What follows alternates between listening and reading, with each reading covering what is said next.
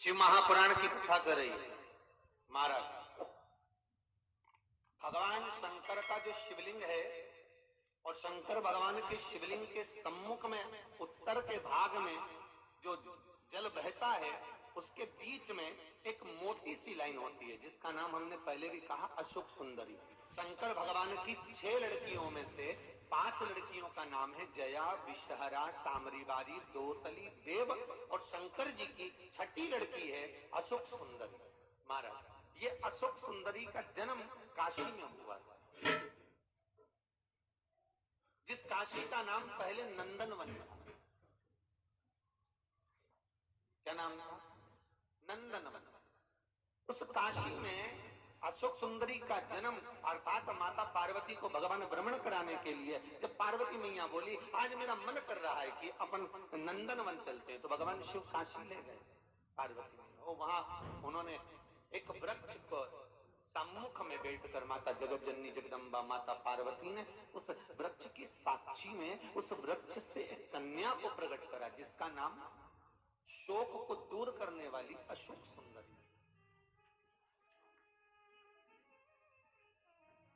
महाराज, जो शोक को दूर कर दे, दुख को दूर कर दे, उस कन्या को प्रकट किया। अब अशोक सुंदरी का जो स्थान है वो जहां जलाधारी है, जहां से पानी बहता है, उसके बीच में जो एक लाइन है वो अशोक सुंदरी का स्थान है। बहुत ध्यान से सुनना महाराज कथा। अभी तक शायद टीवी पर ये क्रम मिला भी नहीं होगा जो क्रम आज वर्णित किया जाए। अशोक सुंदरी की जगह मध्य भाग। समझ में आ रहा है ना सबको? फिर अच्छे से समझ लो। ये शिवलिंग, ठीक है, ये जलाधारी जहां से पानी नीचे गिरता है, ये दोनों पूरा गोल भाग यहां से पानी नीचे जा रहा है, तो इसके बीच में जहां से पानी जाता है उसके बीच में जो स्थान है वो अशोक सुंदरी का स्थान, शिव जी की बेटी का स्थान।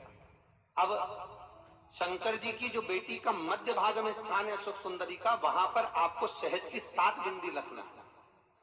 और जो ये शिवलिंग रखा है, इस शिवलिंग के तुम पीछे की ओर बैठे हो, यहाँ बैठे हो ना दक्षिण में, तो यहाँ बैठे हो, तो पीछे का जो शिवलिंग का भाग है इस पे आपको चंदन का लेपन करना है।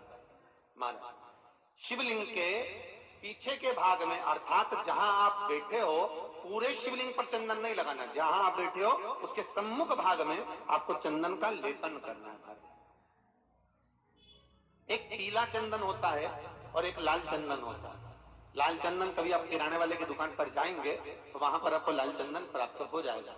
आपको जो लेपन करना है वो लाल चंदन का लेपन करना है। आपको पहले भी कथा में बताया कि शंकर भगवान को कुंकू नहीं चढ़ता, रोली नहीं चढ़ती, क्योंकि बाबा को अगर चढ़ता है तो लाल चंदन चढ़ता। तो लाल चंदन का आप जब लेपन कर दें, लेपन करने के बाद शहद की 7 बिंदी आपको अशोक सुंदरी वाली जगह पर रखना है। महाराज, रखने के बाद बाबा से विनती करना है और चंपेश्वर महादेव का स्मरण करना है। चंपेश्वर महादेव का स्मरण कर कर हाटकेश्वर महादेव का नाम लेकर बिंदी को लगाना है। लगाने के बाद उसी बिंदी को आपको एक कटोरी में, अब बिंदी कितनी लगेगी, जरा जरा सा शहद लगेगा, उसको छोटी सी कटोरी में लेकर आ जाना है। महाराज, उसको लाने के बाद में शाम के समय पर प्रदोष काल के अंतर्गत, प्रदोष काल किसको कहा गया? सूर्य अस्त जब होता है, सूर्य अस्त के समय से 1-1.25 घंटे का जो समय वर्णित किया गया वो प्रदोष काल का वर्णन किया गया। महाराज, तो उस समय पर नैनों में उसको काजल जैसा लगाना है और ऊपर की ओर देखना है। लगभग 1 मिनट देख लिया, 1.5 मिनट देख लिया, बहुत, उतना बहुत काजल जैसा लगा। एक कटोरी में जो तुमने चंदन लगाया है उस चंदन को निकाल कर लाना है और आंखों के नीचे भाग में उसको समर्पित करना है। महाराज, ये 2-3 चीजों में काम आता है। एक तो नेत्र की ज्योति बढ़ाने के लिए, जो चश्मे वाले नंबर हैं उसको उतारने के लिए।